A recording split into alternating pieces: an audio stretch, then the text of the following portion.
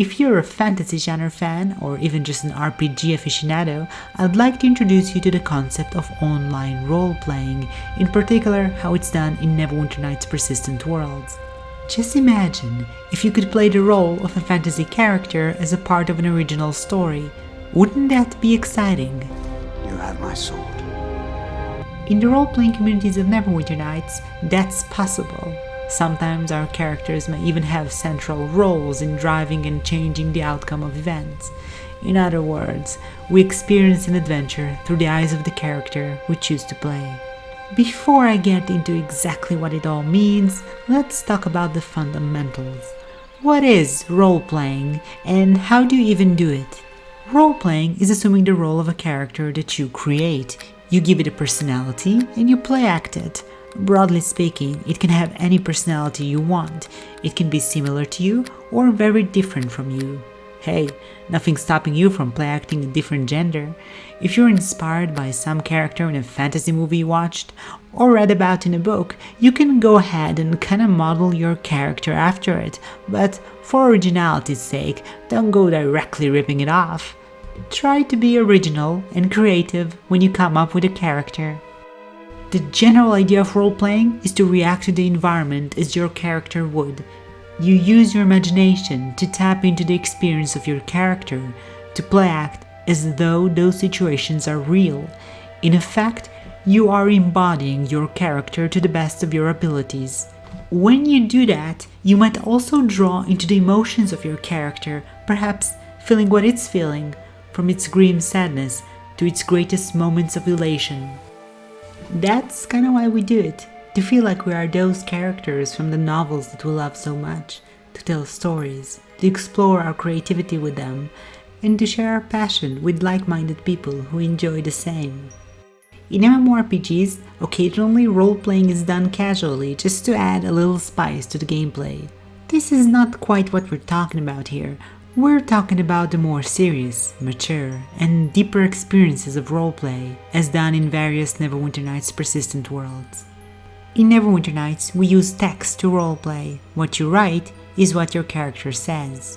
Should that text be inside asterisks, it's what's known as an emote. So if your character does any sort of facial expression, you do that with an emote, like this. Asterisks also describe certain character actions or other such subtleties, but it can't describe what your character is thinking. When you create a character, you can also create a description for your character. In role-playing servers, that part is important. You might wonder, why do you need to describe your character in a graphical engine if they can see how your character looks like? Well, Neverwinter Nights is an old engine, and it has some inherent limitations. While you can choose the look of your character, graphically, based on a limited selection, and even choose a portrait, it might not convey exactly the feeling you want for your character. So adding descriptions that people can use and you can use on others by examining them would help convey those additional details. Right-clicking players and then clicking on the Examine button shows you their description. And for the same reason that we use emotes, since facial expressions don't graphically change in the game, the same goes for actions. While stuff like combat, sitting down, walking and running, and even sidestepping can be seen and is built into the game, as well as an entire collection of animation that you can use by right-clicking your character and going to the emotes list. But it is a limited selection, so we have to make do with actually describing our character's actions. At the end of the day, we're all our characters' fantasy authors, and we fill those graphical gaps and engine limitations with text. In other words, we fill them with our imagination. A character exists within the context of a certain universe or settings, if you will, so it must conform to that settings, regardless of whichever settings you end up playing in. Typically, it would be settings associated with Dungeons & Dragons, such as Forgotten Realms, Greyhawk, or Ravenloft. Sometimes these settings would even be completely homebrew, and it wouldn't be out of the ordinary to see Middle-earth servers. Even ideas about Westeros and Witcher game worlds were kicked about, though never came into fruition. Long story short, you can't mix and match different settings. Determining stuff like where your character grew up would help flesh out your character's background and make your character more coherent and believable. A common practice is actually to write a background story for your character. You don't have to write a novel about it, just basic stuff like where it grew up and what it's been up to. The more serious role-playing servers would expect you to do that. A few might even force you to do that. By and large, background story you mostly write to yourself. It's a starting point for your character, because while its background story might be interesting, its most exciting adventure yet to come. A roleplay server would typically have its own location and backstory within the map, so when you start playing, you would be a new character for that specific region. Meeting other characters for the first time, determining how your character got to this point and why, would need to be bridged. For casual roleplay servers, it's easy. The thrill of seeking adventure can explain everything. You are your character. As long as you're in character, your real life can no longer be referenced. There is also the issue of speech. Certain slang words are too jarring for a medieval fantasy environment, and they tend to break the immersion. As a general rule of thumb, avoid slang and anachronisms in general. Time out! Excuse me, bad guys. I am running out of air. Gotta get pumped.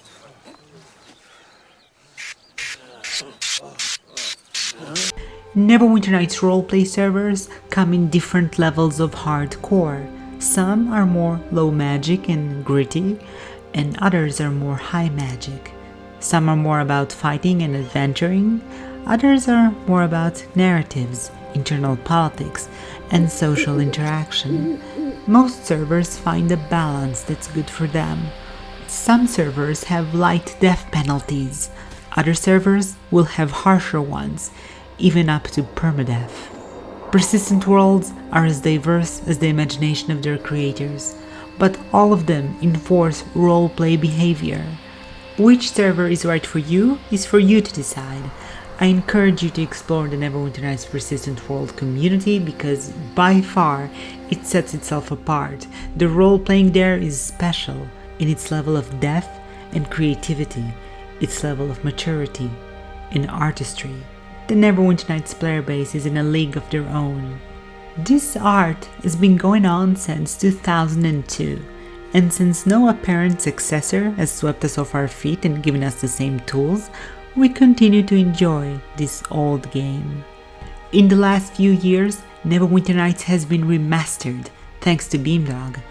They fixed all the problems, introduced new features, and improved the game's dated graphics, which together with Neverwinter Nights' strong, supportive community that continues to add and create, Neverwinter Nights' graphics seemingly managed to improve through the years, despite staying in the same core engine of the old game, which in of itself is quite amazing. Some persistent worlds managed to create amazing landscapes that would put to shame even new games, perhaps a testament of the ageless infinity of Neverwinter Nights.